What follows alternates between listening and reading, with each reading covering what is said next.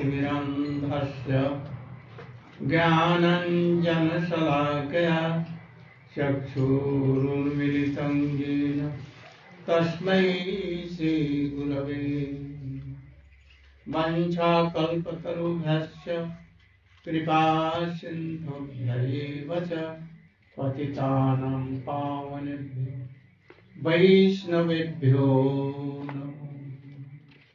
नमो महावदन्याय कृष्णप्रेमप्रदायते कृष्णाय कृष्णचैतन्य नाम्ने गौरत्विषे गुरवे गौरचन्द्राय राधिकायै तदालयै कृष्णाय कृष्णभक्ताय तद्भक्ताय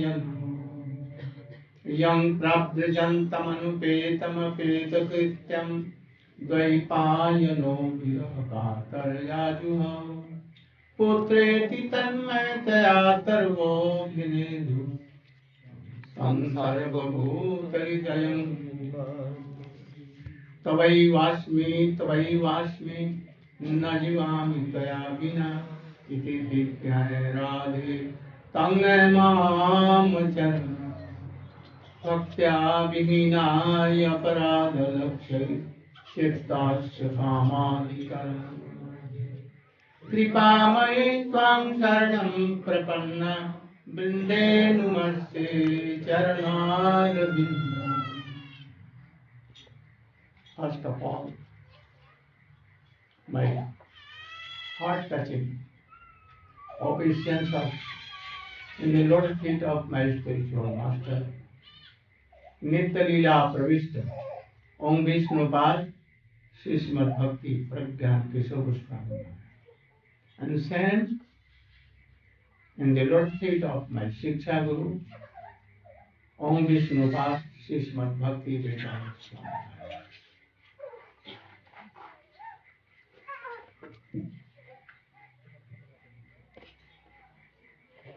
I want to remind you that what is bhakti,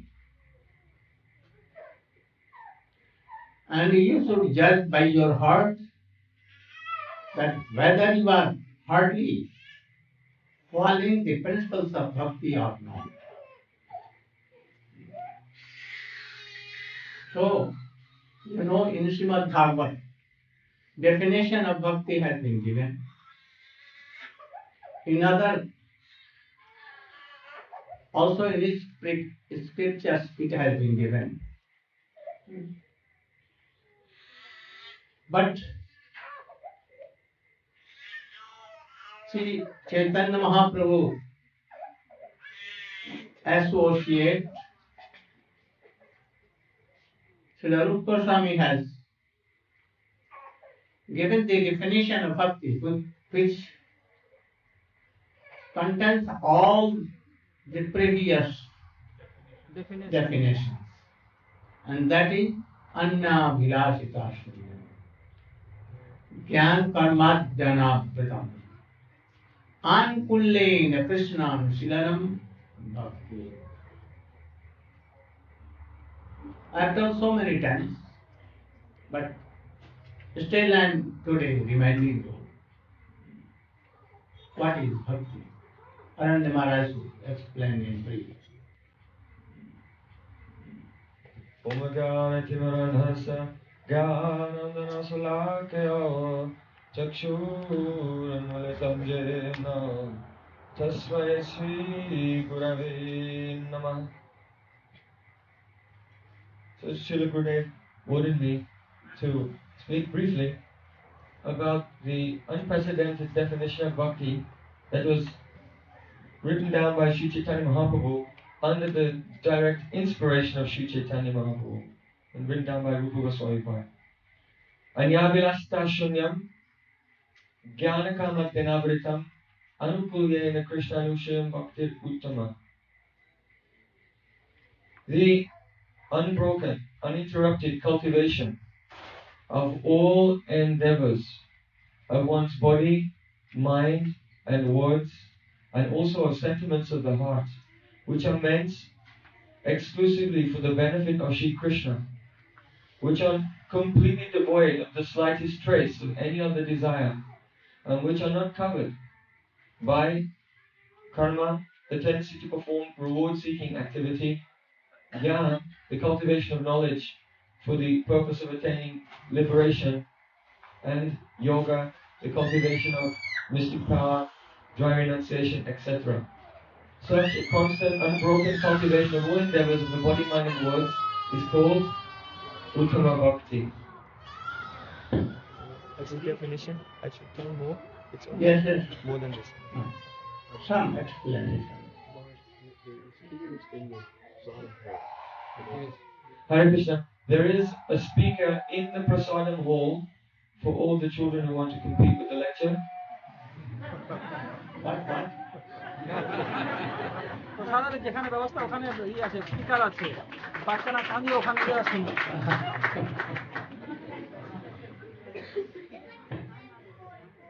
So Srila Gurudev wanted me to give little explanation. So far we've explained the translation only. Now a brief explanation. The verse can be divided into two parts. Anyabilasna shunyam jnanakamattenavritam. And then the second part, Krishna Anushilam Bhakti Anupuyena Krishna Anushilam Bhakti Uttama. The first part defines the tatastha lakshan of bhakti, that means the extrinsic characteristics of devotion. It explains what devotion isn't. Whereas the second part defines the swarup lakshan, the intrinsic characteristics of devotion. That defines what devotion actually is. So first we'll look at that. Anukulyena Krishna Anushilanam. The entire verse revolves around the word shilanam. Shil dhatu means a cultivation.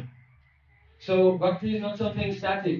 It is not like gyan, knowledge, but it's kriyatmik, it's an activity. And so the shil dhatu, this verb, refers to cheshtarup, the endeavors that one performs, and also bhavarup, or the concomitant emotions which accompany those endeavors. So when we examine the cheshtarup aspect of shilanam, we find that it has two parts. That is called the Nivriti Atmaka Chestarupa and Pravriti Atmaka Chestarupa. Nivriti Atmaka Chestarupa means that in bhakti we'll have to be very careful and make a conscious, energetic endeavor to avoid those things which are not favorable for devotion, such as Atyahara Priyasascha Prajalponya Magraha Janasangasaloyam Cha Sati Bhakti Vinashati. Overeating, over-endeavoring, speaking mundane things, being greedy for worldly achievements, and association of materialistic persons. Also, we have to be very careful to avoid things such as nam aparad, being inattentive at the time of chanting, and 10 other types of nam aparad, including Vaishnava aparad, making offenses to other devotees, and guru avagya, neglecting or disrespecting the spiritual master. All of these things, because actually the three modes of material nature, they by force they engage us in these things, and therefore we have to make concerted, energetic effort to avoid them. So that's called Nivriti Atmaka Chestarupa, the endeavor to give up those things which will be detrimental for our devotion. Then Pravriti Atmaka Chestarupa means to accept everything which is favorable. So that means Utsahan Nisya Daryata Takano Pravatana to always be enthusiastic, to be have confidence, faith in the words of Guru, Sadhu and Shastra, and to have patience if it takes some time and the result is not coming at once, to not lose our enthusiasm and confidence, even though some time is elapsing. This is called patience, etc. So these are the qualities whereby bhakti becomes successful. These will have to be accepted. So these two aspects are part of Cheshtarup called Sadhan Rup, and then the other aspect of Cheshtarup or endeavor is called Karya Rup. When one's sadhan has become advanced up to the stage of bhav, then all the activities such as Shravanam, Kirtanam, Vishnu Smaranam, they're undertaken not as Indriya Vyapar, or indriya prerana, activities instigated from the level of the senses, but rather hearing, chanting and remembering is taken up as a reaction to one's internal transcendental feelings, one's spontaneous love for Chaitanya Mahaprabhu, Radha Krishna. So this is called the Karya Roop.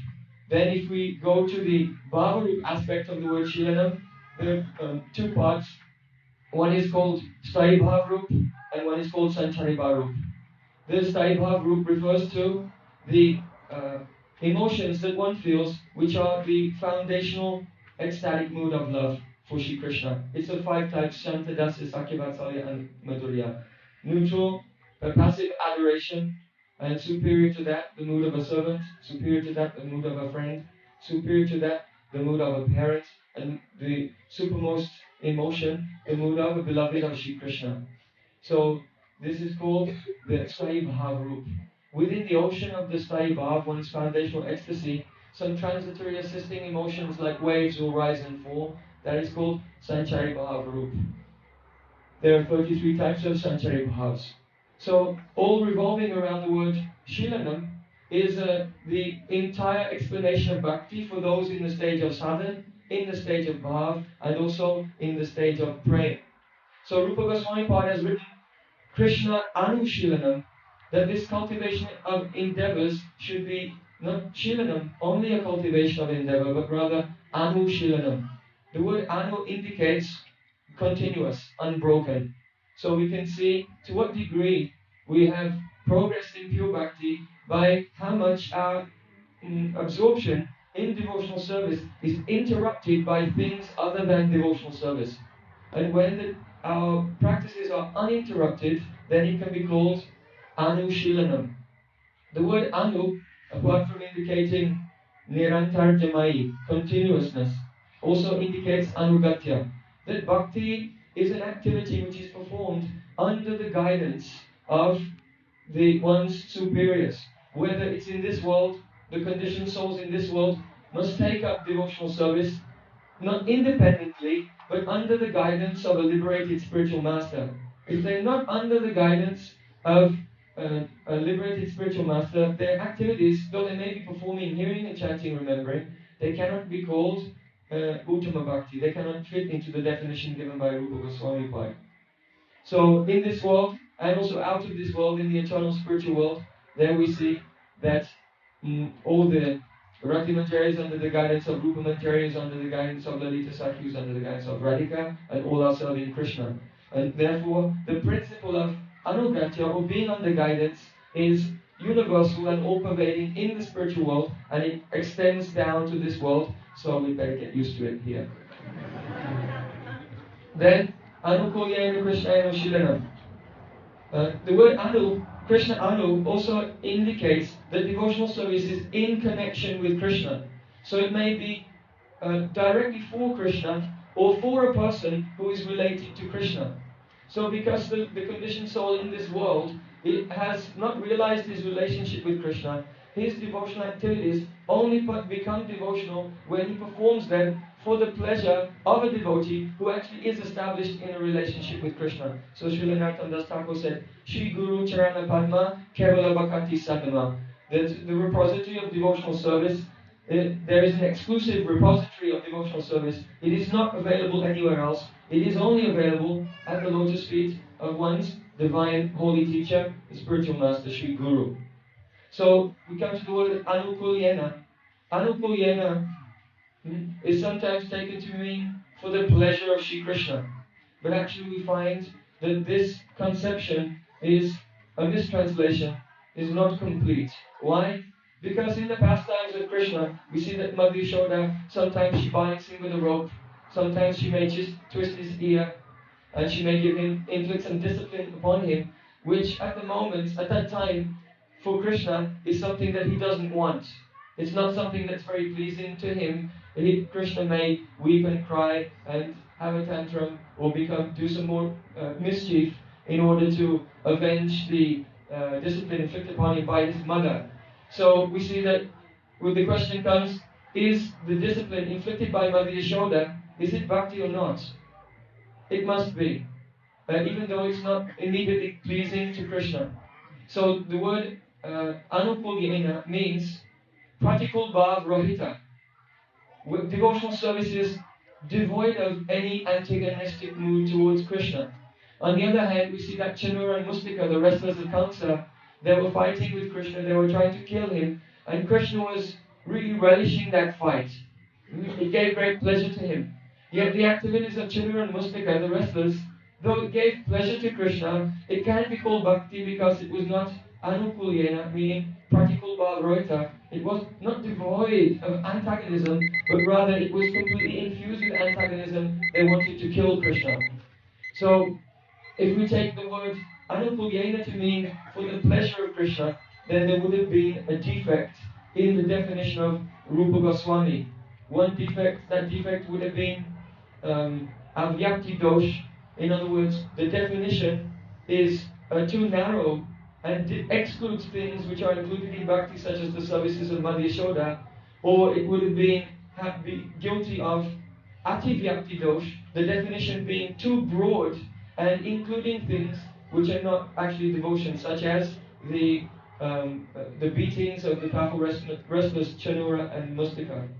So, when bhakti is performed by body, mind, and words and feelings of the heart, devoid of any antagonistic mood, continuously under guidance, for the benefit, ultimate benefit and welfare of Krishna, this is called bhakti uttama.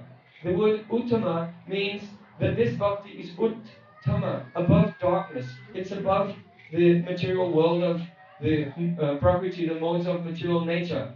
So the word Uttama Bhakti indicates that there must be a type of bhakti which is not Uttama. So that is when bhakti is not Uttama, that means the devotional activities are mixed with the modes of material nature. So that is called Arokshita Bhakti, Sangasita Bhakti, and that's Yes, we finish that. so. In this way, on Buddha's order, we conclude this brief discussion of the nature of Uttama Bhakti.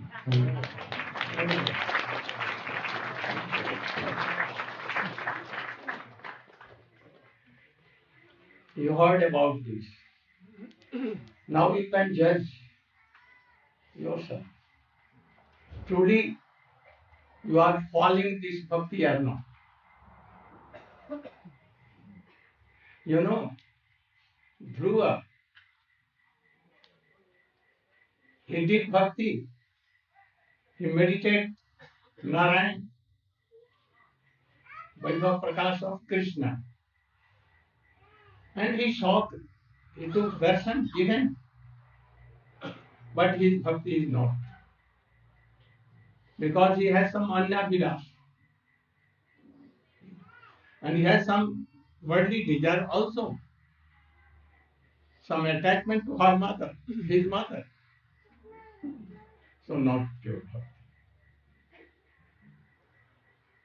In regard, we see Prahlad Maharaj. His bhakti is pure. Bhisham Pitama, pure bhakti. Sanak Sanandan Sanatan in first stage, pure bhakti. But not Uttama bhakti. No. Prahlad Maharaj is Bhagavat, Uttam Bhagavat. Mahajan. For Vaidhi Bhakti, we take him. We must follow him. But for Raganuga, giving regard then him, Prahlad, Bhisham Pitama, four Kumars, even Sukdev Goswami in his first career.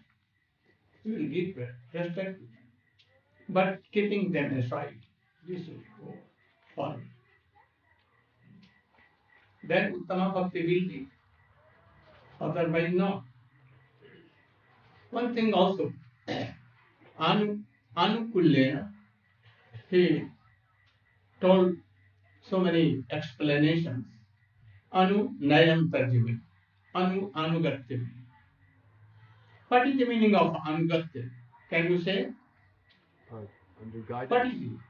What is that? Anugacha? Anugacha? No, Anugacha means to be completely under the guidance of the spiritual master or one's guide. Also related to Sharanagati, that one has completely surrendered, one has passed the stage of Nishta and is entering the stage of Ruchi, taste for chanting. So this would indicate that one is... Has any disciple right to correct his Gurudev words? Or Guru Varga's word? Understand? To correct his words. Correct his explanation, correct his words, correct his writings, correct anything, has the right or not? I think it would depend on the circumstances. Huh? I think it would depend upon the circumstances. No, never. In any case, Anukulya. If anything that you are not understanding, you can ask him. Clarify. In what line? Oh, if I am qualified, then you may tell. Not more than that. Any disciple, if he thinks that I am more superior, I can think more, I know better than my Gurudev, then he is devil. Really he is devil. Before accepting Guru, he can think that whether he is qualified or not, first, at that time. And if he has accepted, then he should obey. There is no right to change anything of it. Good words. Then where is Anukulya? You know, Vyasdev was Narayan, Shaktavesh Avatar. No? And Guru was who? Narad Rishi. Narad Rishi. He totally followed. Why I am sad he did not knew? Oh Gurudev, you know why I am sad.